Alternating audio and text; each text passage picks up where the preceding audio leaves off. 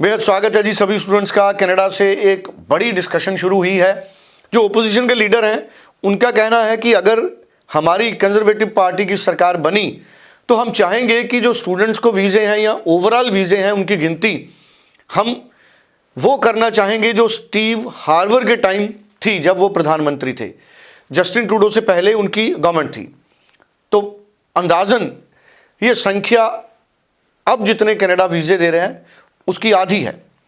तो इससे international students को कनाडा अगर सरकार बदली तो कम वीज़े देगा, इस तरह की डिबेट कनाडा में हो रही है।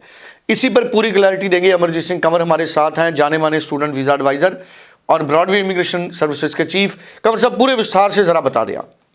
कनाडा की तरफ से एक और नई स्टेटमेंट। इस बार जो स्टेटमेंट आई है वो प्राइम मिनिस्टर ट्रूडो की तरफ से नहीं आई, बल्कि उनके ओपोजिशन के जो लीडर हैं, जिनके अगले इलेक्शंस जीतने की काफी ज्यादा संभावना है, उनकी तरफ से ये स्टेटमेंट आई है।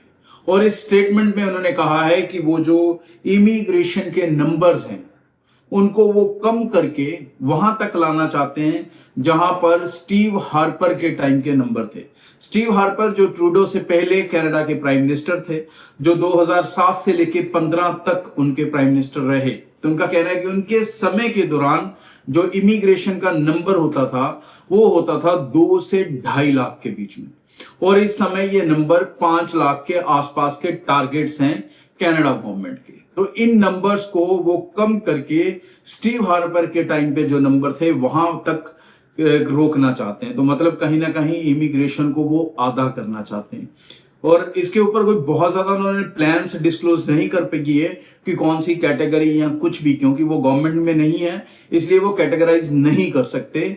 बट डेफिनेटली वो अभी भी इमिग्रेशन को कहीं ना कहीं टारगेट करके चल रहे हैं, जिसके कारण कनाडा लगातार कई सारी चेंजेस भी करता आ रहा है। लेकिन एक खूबसूरती अब देखने को ये मिल रही है कि कनाडा ने जो चेंजेस की हैं उसके अंदर जो साथ साथ पैरेलल एक नया सिस्टम बना रहा है कनाडा, जिसके अंदर उन्होंने केयर वर्कर को पीआर ओपन किया, उन्होंने आरसीआईपी रीजनल कम्युनिटी में पीआर ओपन किया, उन्होंने फ्रैंकोफोन में जो फ्रेंच बोलते हैं इलाके या लोग, उनके लिए पीआर को इजी किया। तो ऐसी कैटेगरीज बन रही हैं जहां पर कुछ प्रोफेशनल्स जिनकी कनाडा को जरूरत है उनकी पीआर को बहुत ज्यादा इजी किया जाए।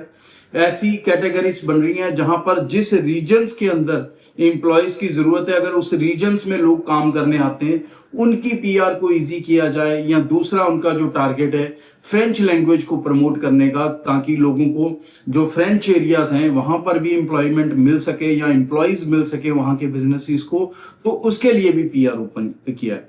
तो ऐसे ही कई और कैटेगरीज आने वाले दिनों में दिखेंगी जहां पीआर को ओपन किया जाएगा प्रोफेशंस के हिसाब से, जो कि एक बहुत खूबसूरत फॉर्मेट रहेगा।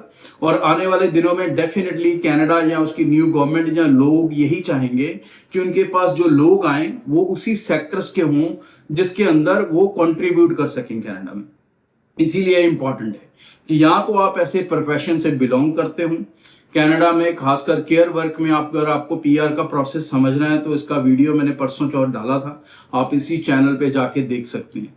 लेकिन स्टूडेंट्स को मैं खास कहूंगा भाई कि अपने स्टडीज को लेके बिल्कुल कोई कॉम्प्रोमाइज ना करें। कोर्स सिलेक्शन ही आपका करियर सिलेक्शन है, कोर्स का सही सिलेक्शन ही आपका पीआर है।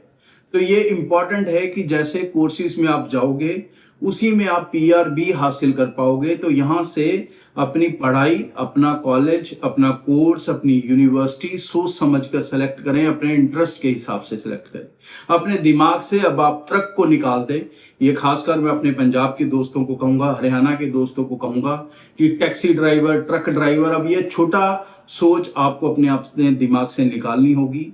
इसकी जगह आपको अच्छे प्रोफेशंस, चाहे वो आर्किटेक्ट है, चाहे सिस्टम आईटी का है या एआई का है, या फिर और मैकेनिकल इंजीनियरिंग, इलेक्ट्रिकल इंजीनियरिंग, ऐसी जो फील्डें हैं, या केयर वर्क है, फार्मेसी है, हेल्थ केयर है, अर्ली चाइल्डहुड है, साइकोलॉजी है, आपको इनकी तरफ मुड़ना होगा।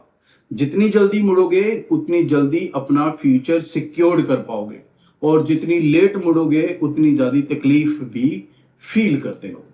और बेहद शुक्रिया कंवर साहब आपका। और कोई भी स्टूडेंट अगर ब्रॉडवे इमिग्रेशन से बात करना चाहे तो वो 90238 90238 पर कॉल कर सकता है। आप ऑनलाइन भी ब्रॉडवे इमिग्रेशन के साथ अपनी फाइल मूव कर सकते हैं। आप इंडिया के किसी भी हिस्से से वेबसाइट के जरिए उनसे संपर्क कर सकते हैं, उनके ऑफिस विजिट कर सकते हैं। पूरी क्लैरिटी कीजिए फ़ोन करके, उसके बाद अपनी ज़िंदगी का फैसला कीजिए। शुक्रिया।